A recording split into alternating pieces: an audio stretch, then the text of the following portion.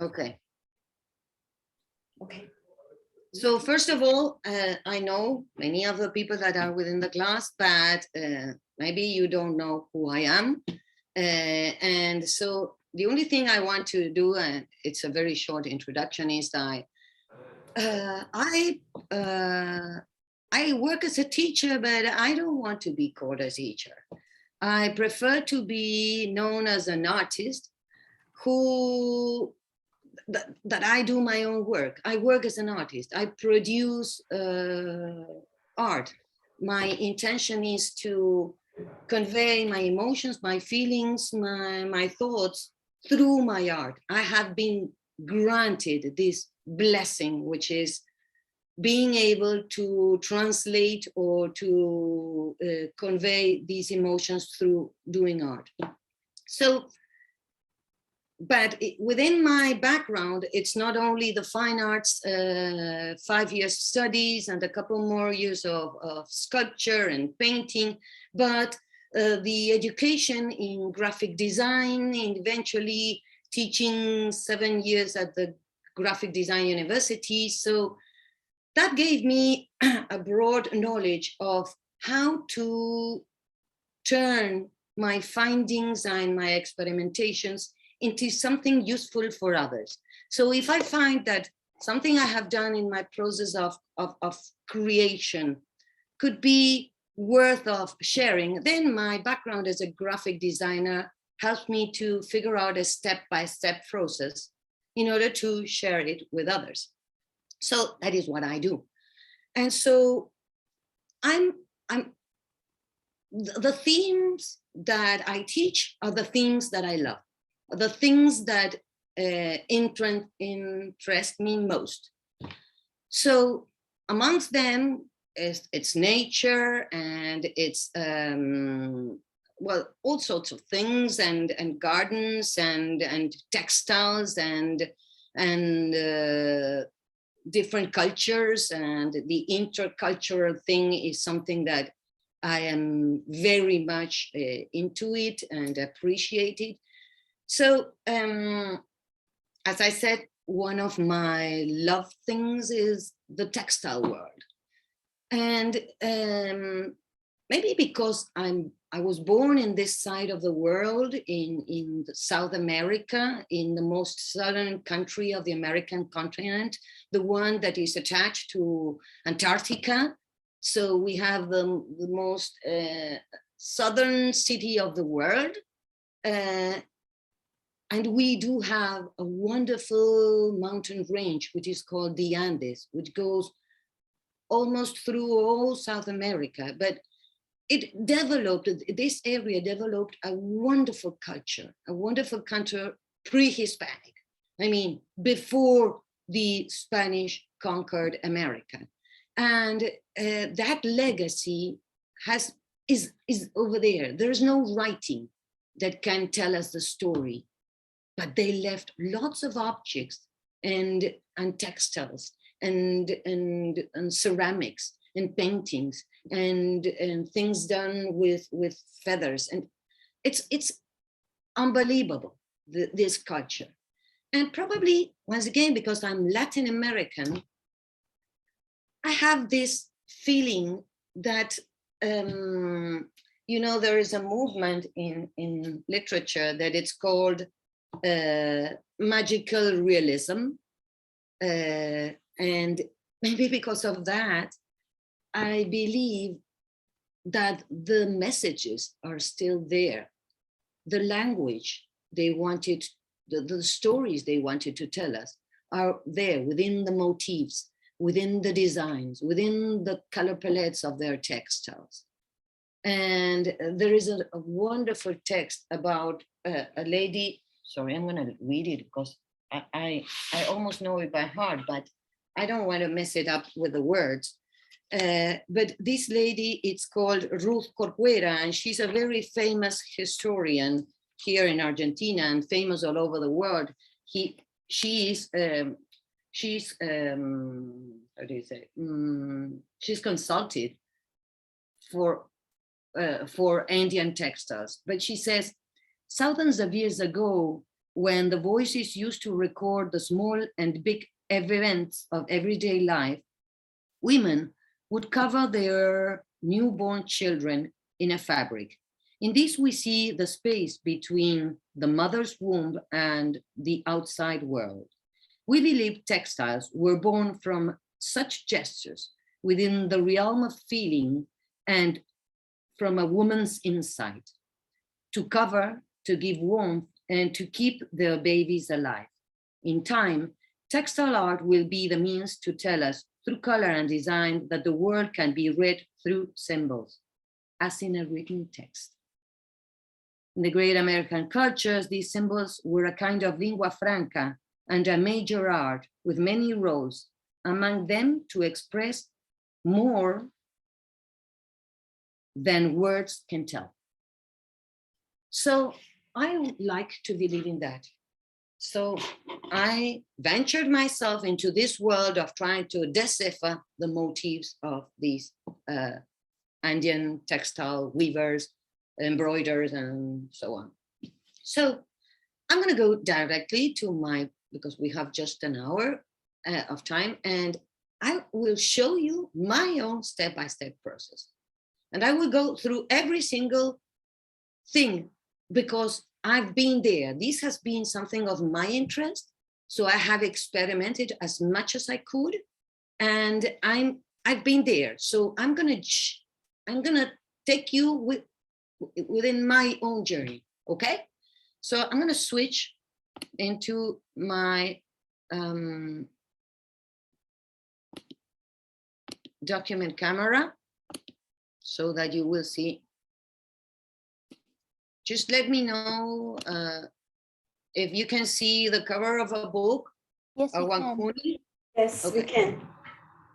Okay, so I'm going to take a little bit of little faces all around so that I can see my own screen. And well, this is a book I purchased in an exhibition I visited in Santiago de Chile. Chile is just a country beside us, and they have a wonderful museum. And I was very lucky to be able to attend this wonderful exhibition. Oh, I'm going to skip something. I'm going to do something first because this is the work I'm going to share with you. But I want to introduce you into something different. How can you approach this idea of being inspired by a textile? You can approach it through a book like this. I'm going to show you images of this book, and I'm going to show you how did these images inspire me into creating textiles. But the wonderful thing would be if you could actually have the real textile. Why? Because the real textile is not only just an image and a color pattern. It has a weight. It has a texture. It shows you how it was built. When you see a weaving, then you see there are two pieces being weaved. And in order to create this poncho, they have to weave these two strips of fabric together. And so that's how they create this kind of design. So I took workshops on how to do weaving. I'm not a weaver. I took workshops in how to do embroidery. I'm not an embroiderer. I took workshops about how to dye fibers, natural fibers, but only in the aim of understanding the process, only in the aim of knowing how did they do it, which were the tools they used. Or for example, this one is from, of course, you can see the color patterns are kind of earthy colors. And so this is a textile from the Andes. And this is a textile from Guatemala, from Antigua. And this is, part of it is, it's just weaving. And then there's a lot of embroidery. Oh, I'm gonna zoom in. I'm gonna check if you can see the detail. Sorry, it doesn't zoom in more than what it is. And yeah, here you can see everything has been embroidered, hand embroidered. And I just believe this is exquisite, because on top of the embroidery, on top of the weaving, there's embroidery. And then everything has been dyed. Probably they mess it up with a color palette. And so everything was dyed later with cochinilla, which is something that cochineal, where in English would lose, so that it has a cohesive color palette. So every time I teach this workshop, which is called Weaving Words, I encourage people to bring the original textile, because you have much more information. You have a sensorial information. You can smell it, you can touch it, you can feel it, you can know if it's rough or soft. You have emotions towards this. But let's say you don't have the original textile. You can always come to a book, because we love books and we have all sorts of books. So this is the book, as I was telling before, of an exhibition I was able to attend in Santiago de Chile. This was a very unique exhibition, because it was from the Paracas culture, and Paracas culture is one of the most sophisticated textiles in the world. So I purchased this book from the Museo Chileno de Arte Precolombiano, and I started wandering around its pages, and I thought there were some pieces that were awesome. So let's say I depicted this design, and I love this, the pattern, the motifs. I loved the color palette. So what did I do? And this is actually my own process, but anybody can do it in some other order or different stages. It's just the way I figure it out. So this is an enlargement of the piece. This belongs to the Chancay culture. And so what I did is I enlarged the piece. Probably because this is my professional defect, I see letters all over. Wherever I go, if I am walking down the streets, I will see letters, not in the I don't know, I mean letters in strange places, in the trunks of the trees, in the way the leaves are falling, I don't know, in odd things. But immediately I saw letters in here. So I enlarged a piece, and you can see there is a pattern, and there are diagonals and framed by two rows of designs. So what did I do? I just switch from color. Color is so important. It is so interesting, and it defines so many things that in order to focus on the shape, I have to avoid color. So I switched onto a black and white design. Can you see this well, or is there too much light? We can see the photocopy, but the book is too bright, I think. Okay, wait a second. I'm gonna switch one of the lights. Maybe it's too much light. Did it make any difference? No. No, it didn't. I'm gonna switch another light, but you tell me. Then I have to. This is too dark? No, it's actually quite good, I think. It's good. No, this is too much. This is the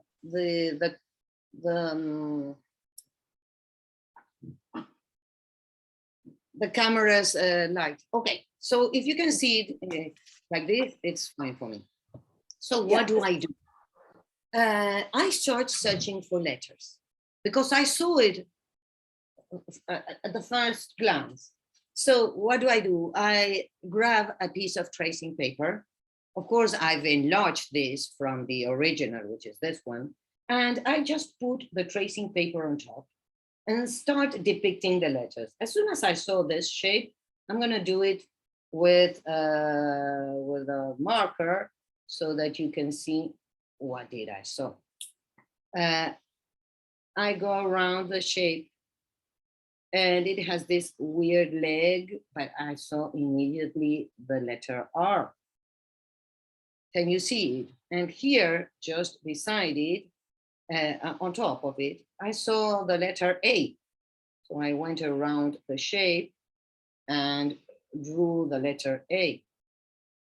And here in the frame, in the border, I saw the letter B. So I went up for the B shape. And of course, this is just a couple of letters. But as a calligrapher, you know that if you have some letters, and if you can understand what is the pattern behind them, then you can create the whole alphabet. So then I figured out, well, there is this funky thing that could look like an M. So this thing that looks like a stair. And maybe if you know that some letters are related, and I'll show you this, okay, then you can figure out the pattern, the rest of the alphabet. So what did I do? I'm going to show you this. So this is my W shape. And if you put this on the side, couldn't be this an E shape? So this is my E shape. And if this is the R, oh, I already had an A shape. So I fit the E shape in here, and it has the eye of the letter is just a little square. And then I started figuring out some of the other letters. This is the M because it resembles part of this. And the I can be a stroke. Definitely there are strokes all over here. And then the N, and I'm not going to explain every single letter, but let's explain the G, which would be rather different because G has the upper top of the A, and then it has a descendant. So there you have the stairs, that's the G. Well, eventually that turned into a word, weaving. And since I know this is weaving, probably because of the picture, this has rounded shapes, but if you were to make it into a loom, then you will have always straight lines to create your letters. And if you go through it with straight lines, then definitely the alphabet will look very, very different, okay? So this is how I figured this out.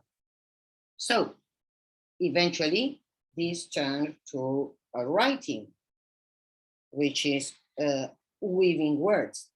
And I started playing with empty space because I keep on blending whatever I know from before or whatever I have been experiencing before. So positive, negative, positive, negative, positive, negative, positive, positive. You know, I'm playing in one word, in a couple of words, weaving words, I'm playing with the spaces.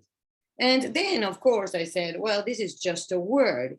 You start from a letter. The letter takes you to a word, and the word takes you to a text.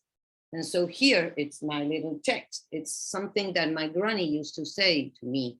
In Spanish, is cosiendo y descosiendo, la niña va aprendiendo, which means sewing and sewing, the little girl keeps on learning. So that is what I thought. And I kept on. And so what did I do? I just grabbed, not only I had created an alphabet based on the motifs, but I have I have followed the design of my, I have followed the design I had in here. And I have also followed the color palette. I have been inspired by three things: the motif, the design, and the color palette. So, and you could say maybe this was easy because you can easily see the letters within here. So let's go to another example.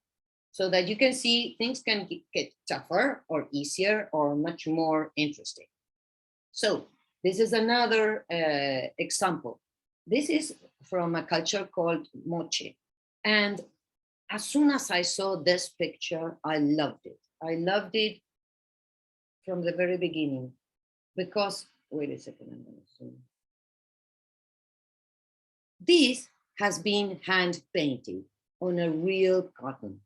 So it has survived for, I don't know, it was 500, 600 years. So you see the damage it has gone through because it is so, but it is so old, but before Christ, I mean. And, but the thing is that it has arrived to our times. And I thought it was so interesting that I wanted to figure out the message. What is the message these guys are telling us through all these beautiful symbols? And so the first thing you have to do is you have to take the image out of the book because you need to manipulate this image in order to find what's within. So I'm going to close this for a second so that you can see my own process. So the first thing I did was to take a photocopy of it. And then from the photocopy, once again, I just had to focus on some specific spot. So I made a black and white photocopy of this first, of a section of this design. Once again, I went through the process of searching for the letters. I saw letters all over the place, and these are not that easier to find, perhaps. But I'll show you what did I saw. First of all, you know, as calligraphers, that when we learn calligraphy in terms of groups. We group letters that share the same anatomy, let's say. So there's the group of round letters, the straight letters, of diagonal letters, the wide letters, the skinny ones. So there are all sorts of ways of classifying letters. But here, in this case, I'm going to show you the first thing I did was to start moving this paper around in order to find these shapes. Move this to the side. And so what did I do? I just put a tracing paper on top just to find the letters. I thought this could very much look like an A shape. Although I understand that I have a very broad imagination or I'm very creative, let's say. But then here you can see there is a D shape. And this D has a slant going forwards. But definitely this is a D shape. It has an X height and it has an ascendant. So there is my D. But then when I was looking around, I saw another D, which was totally different, which was like a straight D shape. Let's do it here. So here you can see the D shape has basically the same structure, but now the ascendant, instead of being slanted like this one, it is straight. And then I can keep on searching for more and more and more letters. I don't want to make you fall asleep, but I will just pick another one. This is the E shape. Okay, here you can see the E shape. Can you see when I'm marking the letters? Can you actually be able to find the difference between the background and the letters I'm drawing? Yes. Yes. Okay. Okay, so, and the more I looked at it, the easiest it's turned to be, because the more you get used to this language, your mind keeps on opening. So here you have a very basic one. This is an O, because it's really so simple, because it resembles us so much the shapes we already know. And then there is another letter that it took me some time to find it, but it's a G, And I'm not sure. And look at me, I have to keep on turning upside down the design so that I can find it. Now I can't find it because of course I'm looking at 100 things at the same time. But okay, here it is. So here is my G shape.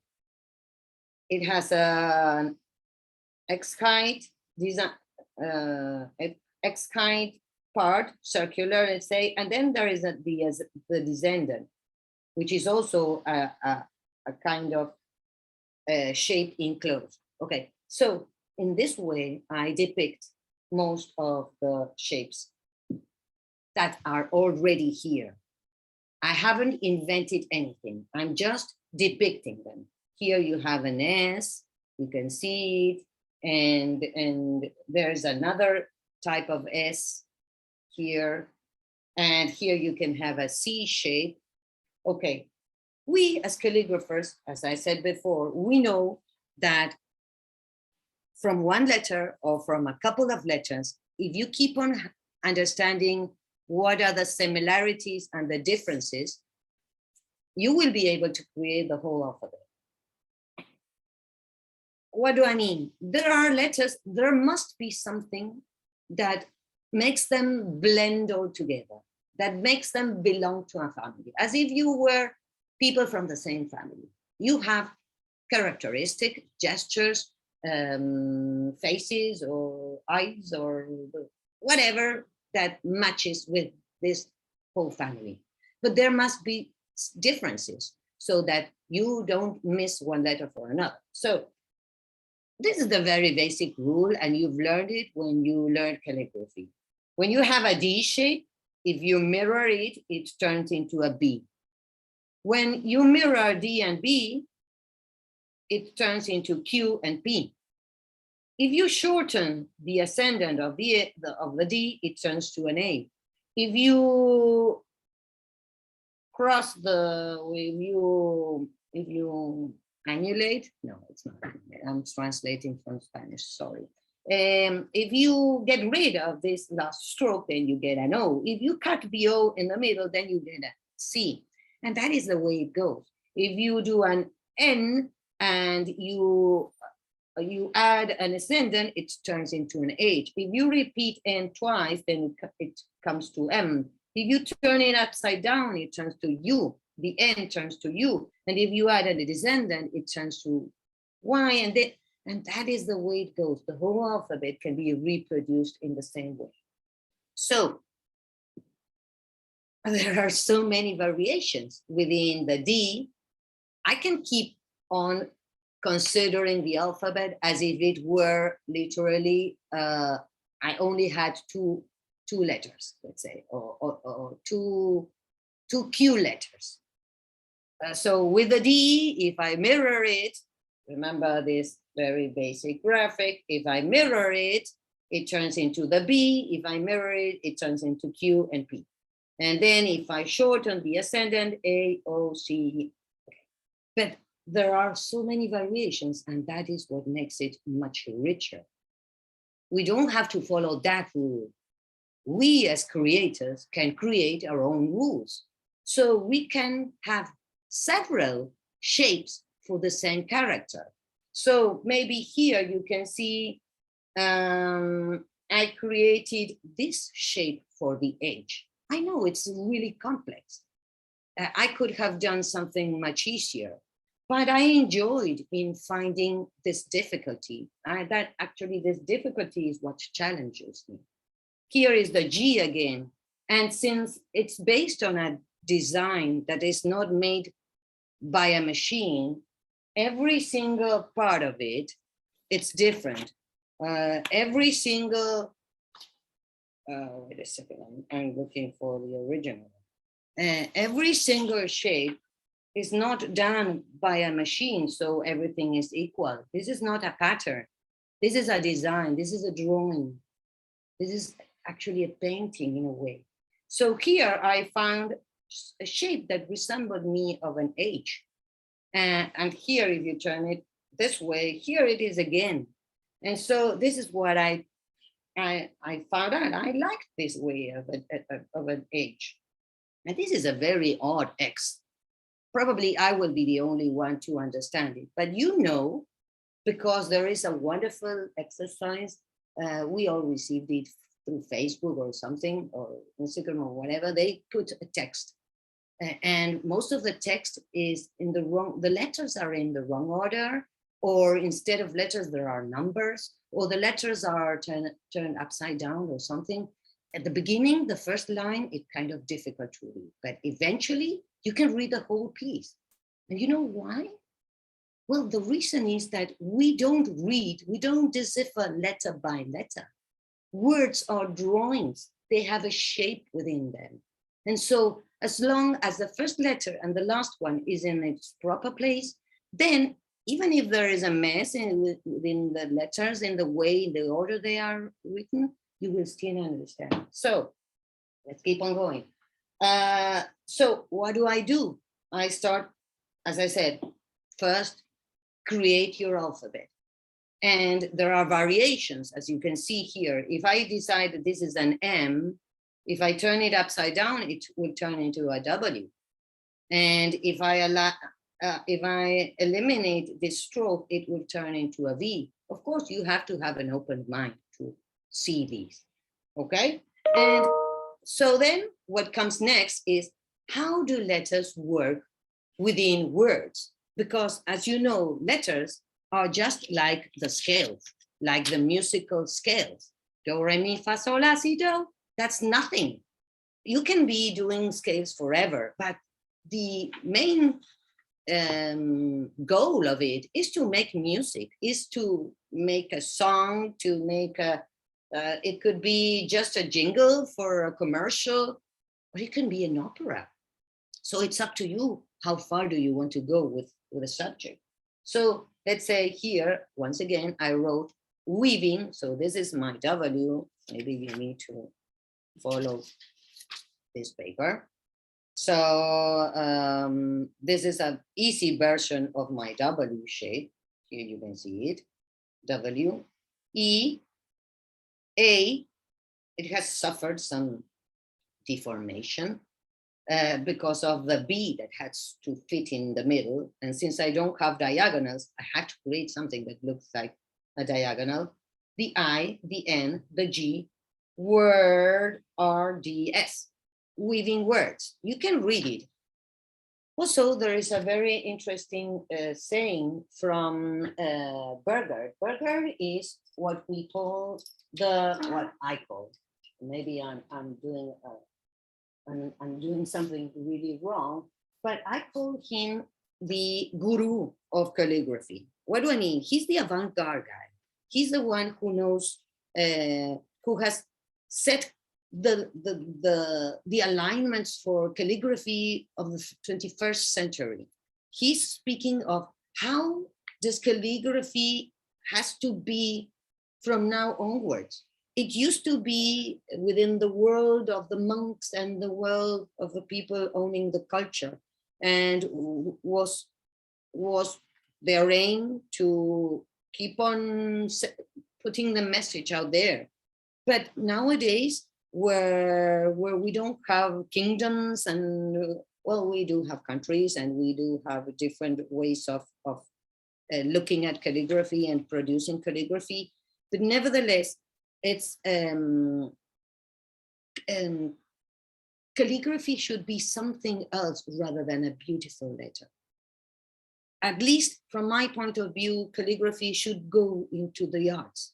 Eventually, it should turn into art, because as the time is passing by, people are using their hands less and less and less to write. They just work with a computer, and they have all the sorts of letters they could think of, and by managing or working with letters, they believe that they can do whatever they want, and they can create their own letters. But and that's totally true. But if you have a knowledge of the letters, then you can create with some conscience and not really randomly. But what Birgit says is, that calligraphy, we must see calligraphy as image, as drawing. The visual impact it generates is more important than the details themselves. Even though if details are skillfully performed, then the result is the best when art and craft meet. Calligraphy does not deal with pictures nor with lettering, but with space, surface, looking for new forms of letters that are at the same time letters per se and representations of letters. So that is what I'm doing, I'm trying to do. So this, my weaving words, this is just a couple of words. How do I turn this into eventually a piece of art? So then I figure out a text. I work with a text, and this text is from a very famous Argentine writer, and he's called Ernesto Sabato, and his text is, oh, wait a second, it's about the space. I have done my own translation, but the space of a crack is enough for life to be born. This is the text. I'm just gonna show you a couple of words so that you can follow me, because this actually is that text. Sabato, S-A-B-A-T-O, Sabato. The, so this is the T, this is the H, the, this is the E, is, these, okay? I won't follow on because if you have the text from some other source, and this is something that also Burgard says, you need to have a text from some other source. Where is it? Essentially, we do not read, we admire a text we previously know. The text must be known from some other source. Calligraphy interprets the text like a musician interprets a musical composition, or a dancer performs a choreography. So that's the idea. In order to be able to produce art, I'm always, I'm not denying a formal background. Be very sure I'm not saying that. The more you want to experiment, the more you want to know about formal calligraphy, because it gives you the tools. And so here, this is just an idea. And the other thing I wanted to say is that when thinking about this, and it has a connection with what I have just said, is we know there are more shapes than this to resemble a letter. So let me see, this is a G, a basic G, but we could do this and it could still be a G. And we could slant it, and this could still be a G. And B could be, let's say, we could do this, and it will still be a D. And I'm working in the very easy ones, but if you go into Gothic letters, if you go into the different kinds of Gothics or usuals, then you have a huge vocabulary, a huge resource of shapes that will help you to find a letter. So let me see. I had a struggle sometimes because I had to work out with an alphabet that was really with straight lines. And the problem was with the S. The S is a curvy shape. So how can I make it fit into an alphabet that has all straight lines? So then I came up with this idea, what if instead of this capital S, I would work with the idea of this S, the copper plate design. So if I would do this, this could be an S done with straight line.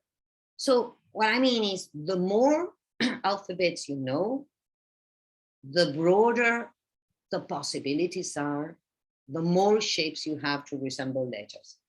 So then we come to our design. And then this design could work in two ways. You can have the outline of the letter, just like I did, or you can have the skeleton of a letter, which is this. This is the skeleton of a letter. Depending on the tool you're going to use, you can add weight, you can add thickness, you can add thick and thin strokes. So it won't be the same shape if I use, let's say, this is what I used here. I used the Speedball B.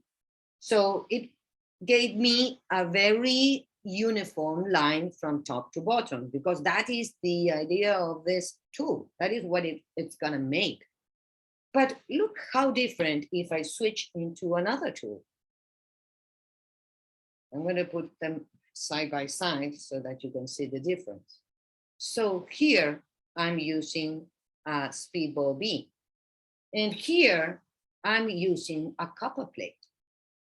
What's the difference between these tools? Depending on how do you press and release with this nib, you will create thicker and thinner strokes. Here, no matter how hard you press, you will get an even line. The worst thing that can happen is that you can break it, but nothing is going to change. And even then, you can always go through with a bigger or a smaller tool, and what will happen is these spaces will start closing up.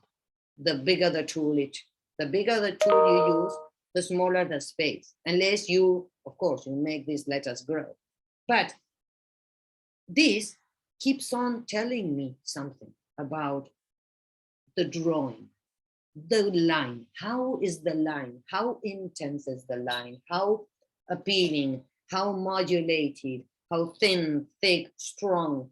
Would it be the same if I used a pencil?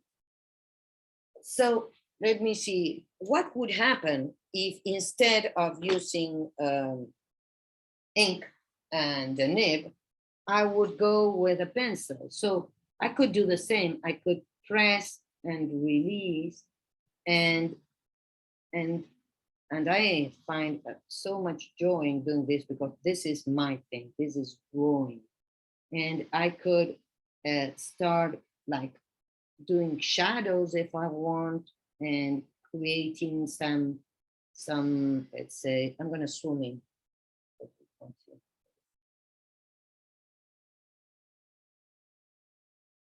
Here.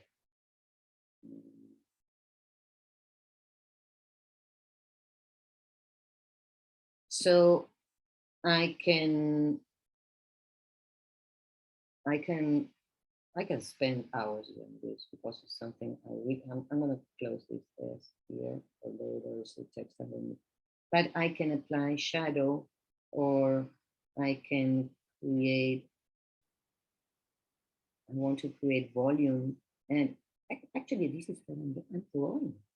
I'm drawing, and I can draw whatever I want, and I can turn this, which is actually the character of S, and I can turn it into just a motif, because actually that was from the very beginning. This was a motif within a textile that wasn't meant to be a letter. It was meant to be a drawing. But actually, this is what we want to do. We want to turn our designs, our writings, our calligraphy into drawings again, just as we admire the paintings on the caves. This was taught by my mentor, Thomas Zingmeyer, when he taught us calligraphy for the 21st century. And he was saying, we should find the same beauty we see when painting, when watching a painting on a cave, when we are looking at a calligraphic piece. What does it mean? What is the difference between them? Both of them are conveying a message. The guys pursuing the dinosaur, or the whatever, the cow or whatever they wanted to kill, and we by representing whatever message we want to convey. So I will push this in, because as I said, this is just a couple of possibilities. And I was going really, I liked the pattern thing going on. So, but then I thought, well, there are so other many ways. This is another possibility. This is totally different from this other one. Why? Because I started including the curvy shapes. I started including the angular shapes, the triangular shapes, the little birds, the little people down here, and these curves turned into N, M, V, and so on. And I wanted to resemble the fringes here. So I used another calligraphic style in order to bring this into the composition. So once again, I'm inspired to create an alphabet, to work with a color palette, and to create a design that matches my alphabet. And I will go to the last, because I want to have a little bit of time to share the work of my students, because that makes me really proud. It's not something that I figure out myself and you can't do it. Everybody can do this. Everybody. You just need to have a step-by-step process in order not to feel overwhelmed. But as I said, I love textiles, and in the worst conditions they are, sometimes they are much more beautiful. That patina that time gives, that life that has gone through this textile makes it so special. So I loved this tiny little piece. So, and you can see here that this tiny little piece has been used, okay, upside down. So this is kind of a motif, because this is a little guy, probably he's in the act of praying or something like that, because he's, or maybe he's attacking something, because maybe this is a weapon, or maybe he's blessed, doing some kind of ceremony. But you can see his face, his body, the arms lifted, and his legs spread. And then you see this design over and over. But I didn't like this geometric one. I loved the scrappy one. I loved this one. So what did I do? I enlarged this piece. I'm going to move this book so that you don't get distracted by the other design. So as I said, in this case, I just didn't need to work on black and white. I just wanted to figure out, are there letters in here? So I just pulled a piece of transparent, translucent paper, and I said to myself, okay, here there is an N shape. So I go around the shape, and because you know the basics of an M has two straight lines and a diagonal. So here is the N shape. But look what happens. If I switch it this way, doesn't it turn into a Z? And if I do this thing, doesn't it turn into an S shape? Okay, so let's keep on going to something else. So here, I found this shape, which resembles very much to a W. So this is my W. If you put it on the side, it's an E. If you turn it upside down, it's an M. And so on. And there are so many letters in here. Then there is this I. This is an I with a dot on top. Oops. And this is a little bit more strange shape, but still this could be a P shape because it has X height center part of it, and then the descendant. Okay. So this way you can figure out once again the whole alphabet. Well, I've been playing here with some other shapes. So this is another variation of N, and it's being driven out of here. But I won't be doing more. I just want to show you how this led me here. Once again, I'm always doing exactly the same text en Spanish, you know, cosiendo y descosiendo, la línea va aprendiendo. And you can see, I'm going to put it on the side. This is my O shape. And this is part of this stroke. And then I just add a bead of it to create the C. And then there is the S shape and the S shape and my N. The N from the beginning is here. And there are so many variations. It's not just one single letter that works. Here you have my P, and you remember I drew it from here. But it has the flavor. It has the feeling of the textile. And I loved the color palette of this design. So I try to produce this in color. And since this text is based on this part of the design where I could see these shapes, like being kind of a, probably it's the shirt of the guy, but in my case turned to Abu. Abu is my granny. Abu is granny in Spanish. And she's my great inspirer. She's the person that has inspired me most. And then there's only one way to do it. You can do another one. Maybe the color palette is slightly switching into something much modern, more brilliant. But then, okay, this is just a drawing. I'm preparing this just to do coloring, like when I showed you how I was doing the S. But once again, this is a possibility, but this one can also be a possibility. And this is more sharp edges, more straight lines, more geometric versus this a little bit more organic.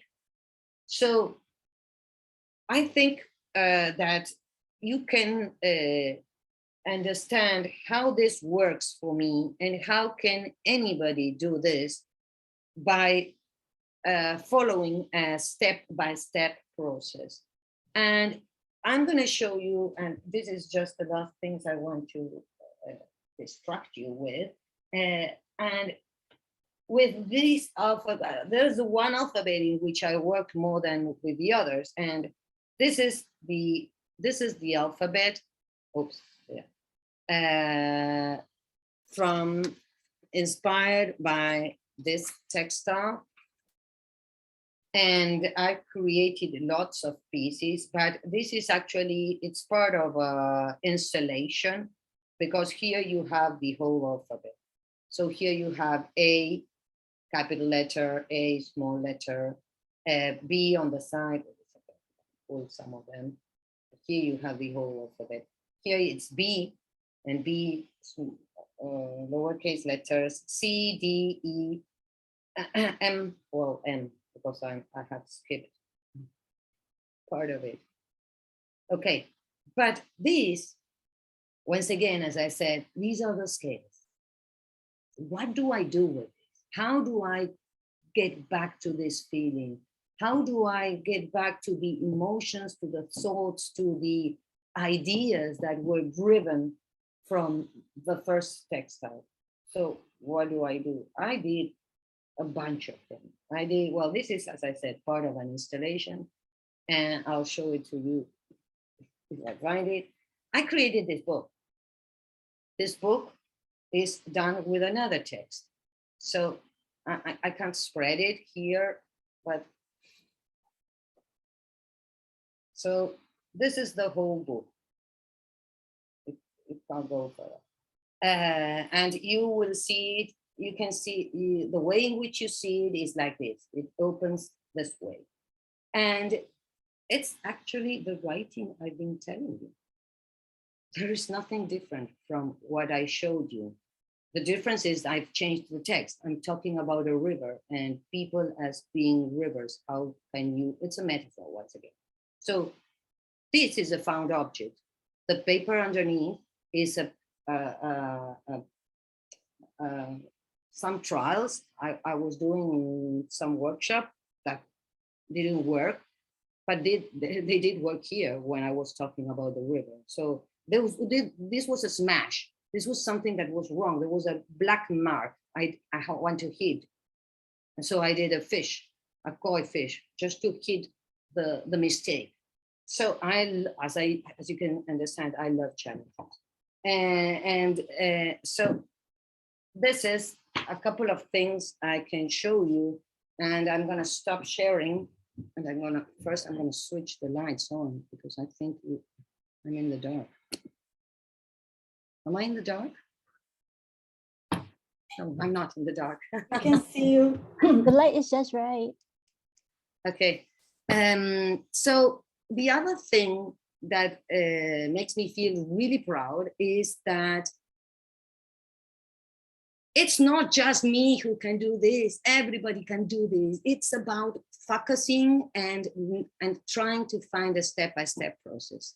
In that way, you can reach these things. So, Dorothy, would it be possible to share the Prezi presentation? I prepared, it will take just 5 more minutes, maybe. I have to plug the computer, just wait for a second because I'm running out of batteries, sorry.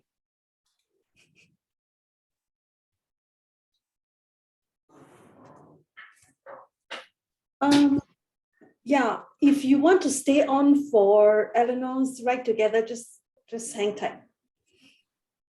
Okay, Judith has shared the Prezi presentation. Judith, can you share with everyone?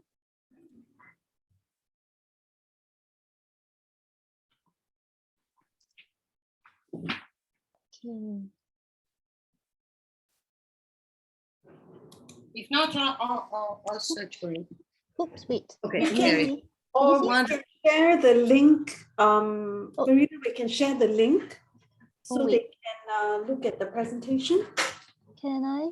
At this point, I'm not sure because I will be teaching, I will be doing some sessions for the Chicago Calligraphy Collective in next month in April. And I will also be teaching for the Atlanta Guild. And it's open to everybody because these are online sessions. But I'm not sure if I can share them. So just in case, let's take advantage of the time and we'll see later, okay? Can you see this? Yes. Are you fine with me showing this very quickly? Yes, yes. Can you start? Okay. I'll scroll through very quickly. Just go to the first one. Yeah. First one. Okay. So as you can see here, you can see my tiny little project. The scrap of textile, finding the color palette, doing a drawing, and then doing the coloring of the drawing. Wait a second. Okay, and I really thank you for taking the time to see this, but I really love this text. It's been written by a textile artist, but I asked her permission to turn it into my side of the game, which is calligraphy. So she says, heirloom textiles are loaded with powerful meaning. Other hands have intervened them, dreamed about them, decided their form and function. They come to us through familiar routes, impossible paths, coincidences. We will take them with love and respect and thinking about their first life. We will give them a second chance. We will give them a voice and an alphabet. transforming them into language, a new written language to express our feelings through text. A second life threaded with ours, revealing secrets and mysteries, talking about ourselves. Once again, my realism, magic realism is thinking that we have these words, we can turn these huge inspiration of textiles into our own language and produce a bunch of work to express our own stories. And in my experience, in teaching this since 2015 or 14, was the very first time I taught reading words was in Letters California Style. I've learned so much about stories, about conveying tales and stories and experiences, and women gather. We have so much in common with the weavers. We calligraphic artists. We gather around. It's most like a female environment. We enjoy the company of other women. We work hard and we are focused and we are detailed and we have to have patience, and it's time consuming, but you know it, but you enjoy it. You enjoy doing things with your hands. And so I want to show you the work of my students. So Judith, can you, so this is the beginning. Marina, just a quick reminder. I think Eleanor's class should start quite soon. So Okay. maybe just choose a few. Yes, just go through the images and that would be enough. Just keep on going. I won't speak about them. I'll just let you see.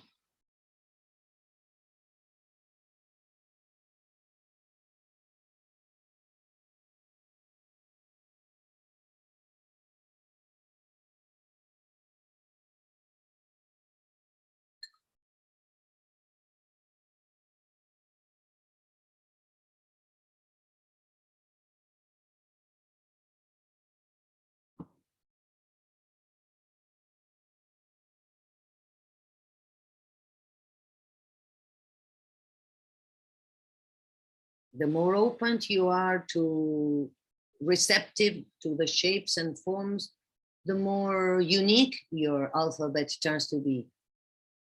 And you can be inspired by so many things, so many different designs and cultures and motifs and patterns.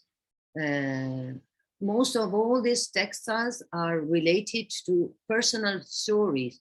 They have been skirts or shirts from embroidered by their mothers, or they have been tablecloths from their parents. People have been keeping those textiles since ever. And so they are attached to their stories. There is a story behind them or the people that did it. So just stop sharing, that's it. So Marina. You're welcome. So that's it.